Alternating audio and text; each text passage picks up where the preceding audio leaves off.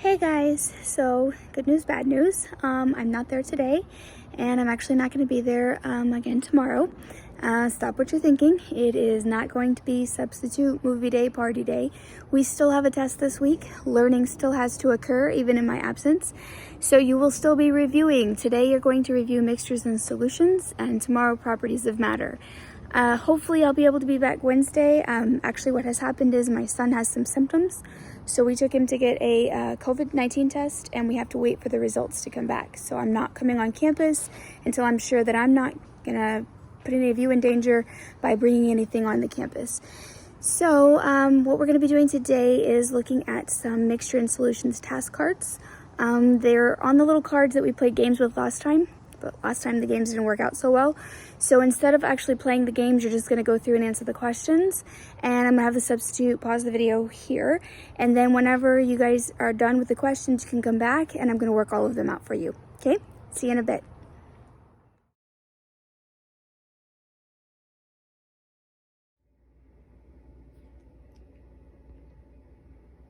Okay, everybody, we're gonna go ahead and go through those mixture and solution review questions.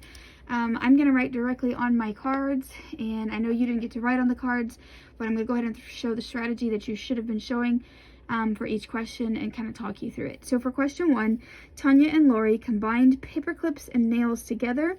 The question is, what is this combination considered? Okay, so I have a combination of paper clips and I have a combination of nails, right? My choices are mixture, solution, elements, or volume. Well, we're not measuring volume because we don't know how much space they're taking up. We're not measuring in cubic centimeters, so length times width times height, and we're not measuring in milliliters, so we do not have volume. And elements are things off of the periodic table, so that's not something that we have either. That's not something you'll deal with in 5th grade.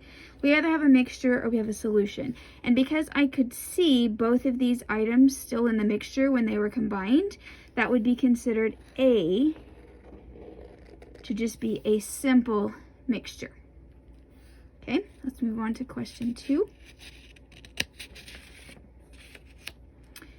Question 2.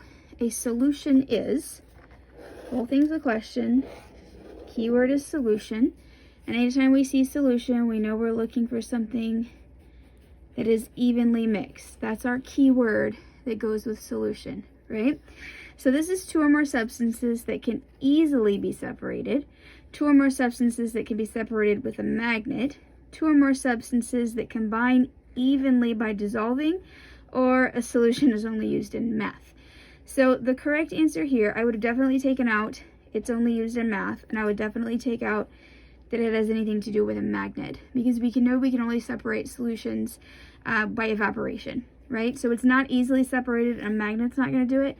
The correct answer was actually C. They are evenly mixed. We also generally have something that is dissolved into the other substance. Question 3. Which 2 substances form a solution and can be separated by evaporation? Well, most of our solutions can be separated by evaporation, so that's not a very good clue. But if we remember that a solution is going to be evenly mixed, then I'm going to go through each of these choices and try to figure out which one that would be. So sugar and sand, that's just going to be a mixture. It would be very difficult to get apart, but it is actually possible, right? I could take port and water, the sugar would dissolve, and then I could filter out the sand, and then I would have sugar water, and then I could evaporate out the water and get back the sugar. So that is technically possible to separate, even though it's kind of a pain. Sand and water, we've done that in class, right? We would just use a filter. It's just a mixture to separate. Salt and water, we know that that does make a solution. The salt would dissolve, and we would have to evaporate to get the salt back. Sand and pepper. Okay, sand and pepper would be a little bit more difficult to get apart, but it is actually still possible. Okay, we would see the separate pieces. The one that's evenly mixed on its own would be answer C, salt and water, for question 3. Okay, question 4. Kate wants to separate a mixture of wet sand and pebbles. Question is, what tool would be the best choice? Okay, so we have to think about what we have. We have wet sand, and we have some pebbles, which we know are small sized rocks, right? Bigger than gravel, but smaller than actual rocks, right? So our choices are a magnet, a sieve, our fingers, or some tweezers. Okay, we're trying to separate wet sand and pebbles. So I can automatically take out the magnet here because we have nothing that is iron or steel that's going to be attracted to a magnet. So I could definitely take that out. I'm also going to take out the fingers because that's generally not going to be the choice that we would use to separate. If we did have to pick something apart, we know that we would use the forceps or the tweezers in order to pick it apart. So now we're going to go and we're going to look, and we have wet sand and we have pebbles. Now this is interesting because last week we had a lot of you who had the wet sand and you were noticing that pieces of it got caught up in a sieve, right? So it really would kind of depend on the size of the sieve that we had. But since we don't know specifically the type of the sieve, my actual answer on this would be D, that I would go ahead and separate it using the tweezers. Now this one really is actually pretty difficult because sieve is typically what I would do for sand and pebbles. And honestly, wet sand would eventually dry out and fit through, or I could run water and help it to get through that sieve. But my gut reaction on this, guys, would have been D, to go ahead and go with the tweezers because that wet sand is likely going to get caught up in the sieve. All right, question 5, got stuck together, there we go. Mrs. Ball's class was given the task of separating iron filings, that's our big clue right there, from pepper. Question is, what tool would be the best choice? Well, anytime we have one thing that's iron and the other thing that's not, I'm automatically thinking that a magnet is going to be a pretty good choice for us here. Okay, so let's look at what they've given us. A sieve, which separates by size. The filings are tiny and the pepper is tiny, so they're just both going to go through the holes, right? The tweezers, it would be very hard to pick up one iron filing with a pair of tweezers. Both of these things are tiny, and that would take forever. Fingers is actually impossible to separate this. The correct answer is D, the magnet, because the magnet would attract the iron filings, and the pepper would be left in the cup or the pan that they had originally mixed in. Okay, question 6. Scott's mom gave him a snack of popcorn and chips in a bag. What did his mom pack him? So really they're asking me if I combine popcorn and I combine chips, what is that going to be? Well, if you put chips and popcorn in a bag together, they're going to maintain their properties. Okay, we're still going to see, even though they're mixed together, we're still going to see the popcorn, we're still going to see the chips separately. So when they maintain their properties, we call that D, a mixture.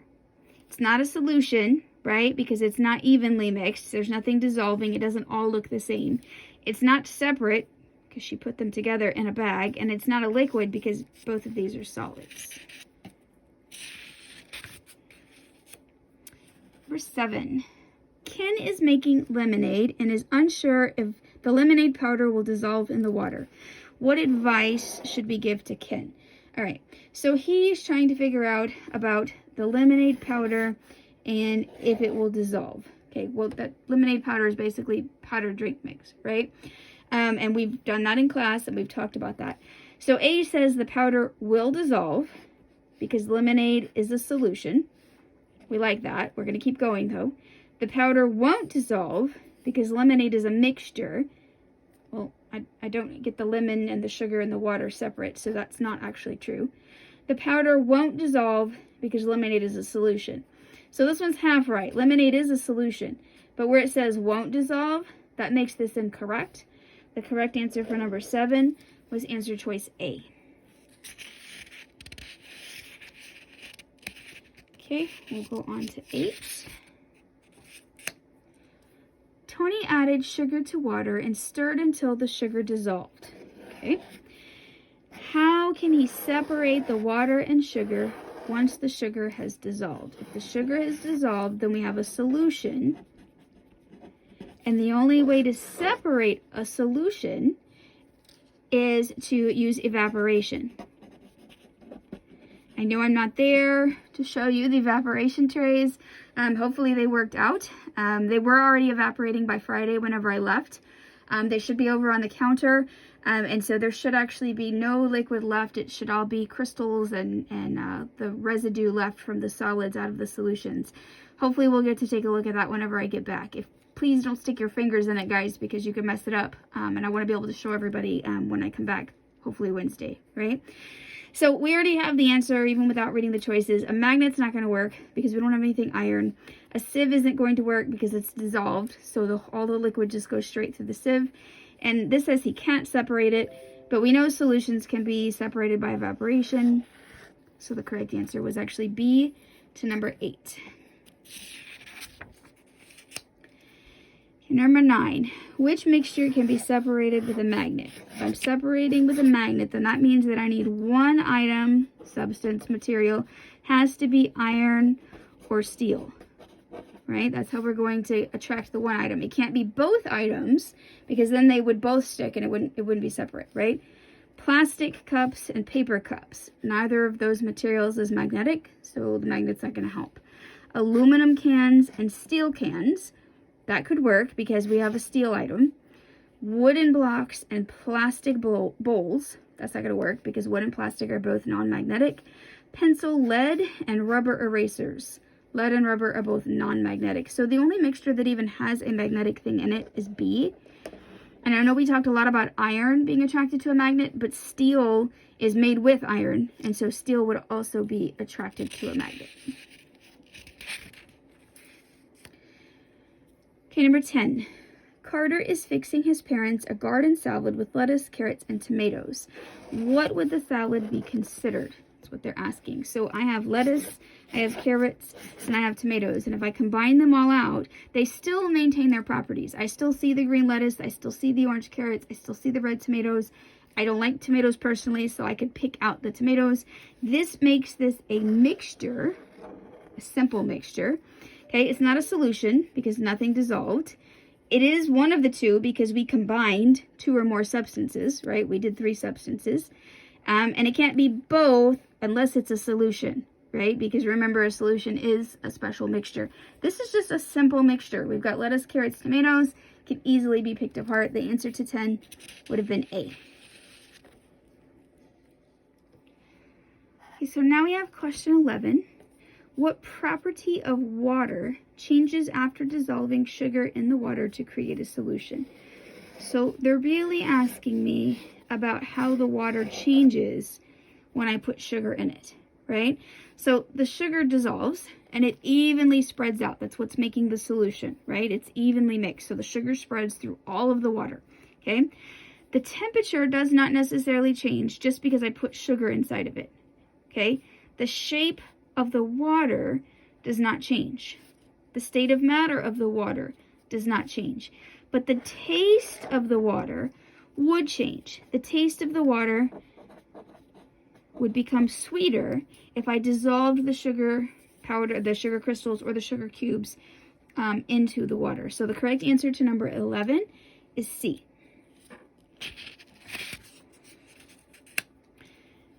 Okay, question 12. Lacey combined sand and water in a beaker. What was the result? Well, I don't even need to look at this part, right? We've done this in class. We've separated before. So if I combine sand and water, A says the sand dissolved, and we know sand does not dissolve. B says the sand floated.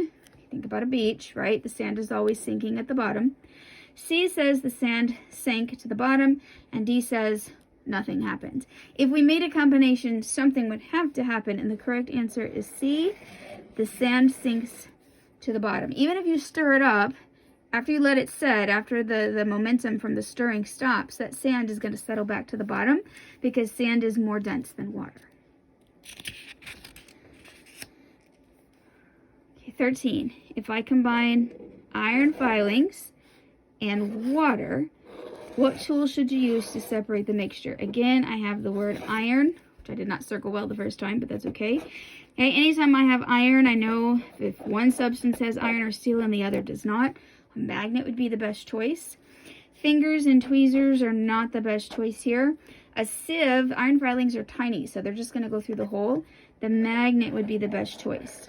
Now, a filter also would work for this because the iron is solid and the water is liquid. So if you ran the iron filings in the water through a filter, the iron would get caught in the top of the filter and the water would go through.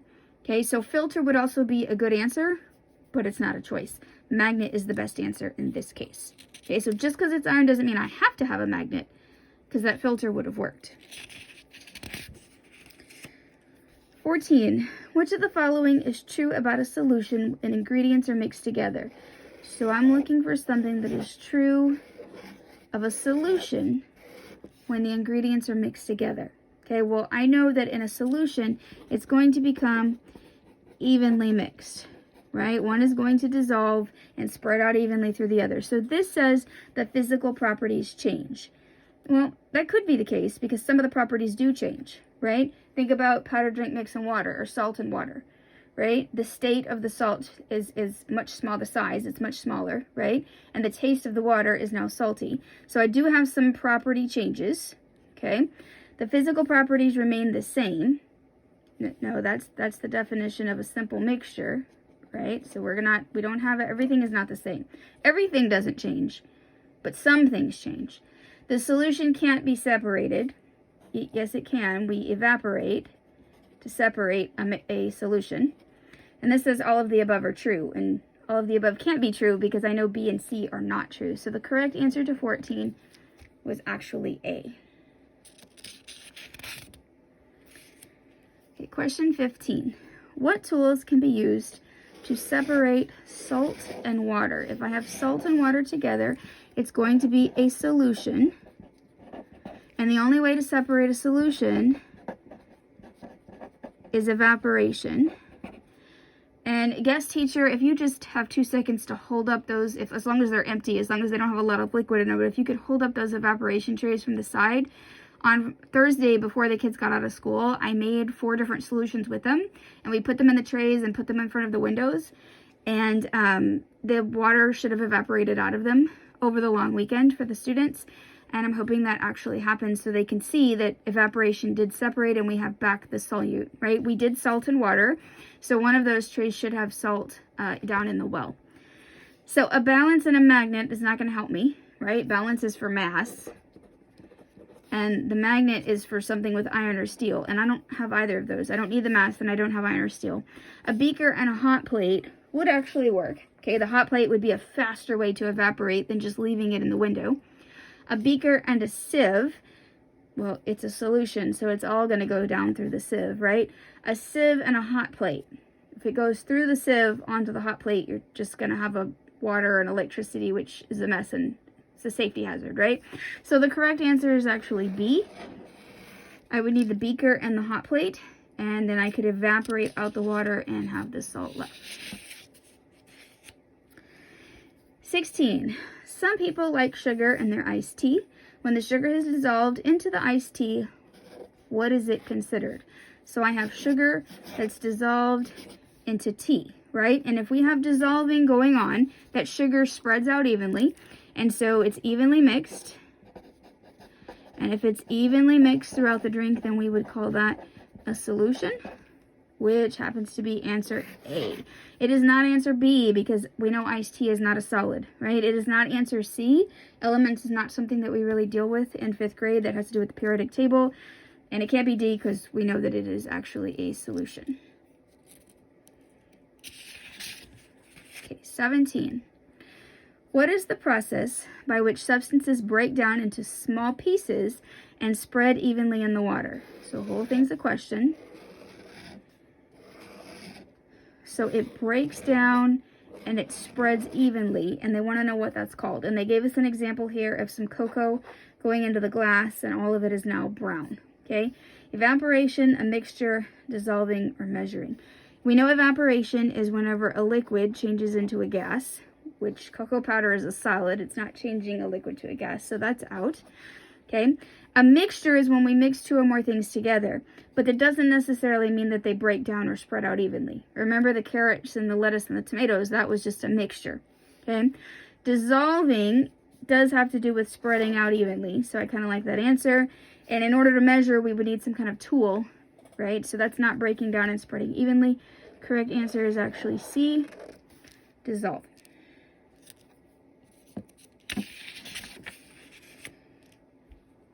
Okay, almost done. 18.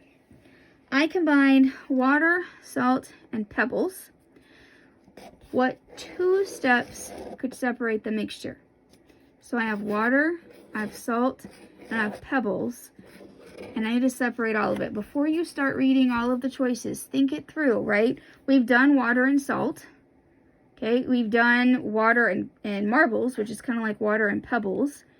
Okay, we've done sand and pebbles, which is similar to salt and pebbles. So we should be able to figure this out. If I mix water and salt together, it's going to create a solution of salt water, right? We know the only way to separate a solution is by evaporation. When I mix the pebbles then, they're not going to dissolve, right? They're going to sink down to the bottom. So those are going to have to be separated out a different way. It's not going to happen with the evaporation. So I'm going to try to go through here and figure out what the best choice would be. A says to use a magnet to remove the pebbles. But here's the problem. The pebbles aren't necessarily magnetic, right? And then a sieve is not going to separate a solution of water and salt anyway. So A is completely wrong. We're going to get rid of that. B says use tweezers to remove the pebbles. Technically possible, right? Then use a magnet to separate the water and the salt. That's not going to work, right? Because the water and the salt is a solution. Nothing's magnetic. It's not going to help us at all. The last choice is to use a sieve to remove the pebbles. So we'd have pebbles stuck in the sieve and we'd have the salt water go through. And then use evaporation to separate the water and the salt, which is a solution. So C is actually the correct answer to number 18. These 2-step separations are stuff they love to put on tests because you have to think it through, right? You have to think through one separation and then the other. Number 19. Heat is added to a liquid. It changes from a liquid to a gas. What is this process called? So I have heat and I'm going liquid to gas. Okay, if I just label these things out, right? Condensation is a gas back to a liquid. That's the opposite, right? That's not what we want. Condensation starts with C and I have to cool it down, right, to get it to condense. So that's not what I want. Precipitation is another word for rain. That's not what we want. Okay, that's just liquid falling from the sky. It doesn't even have to be liquid, right? It's rain, sleet, snow, or hail falling from the sky. A solution is whenever we have a substance that dissolves and evenly mixes into the other.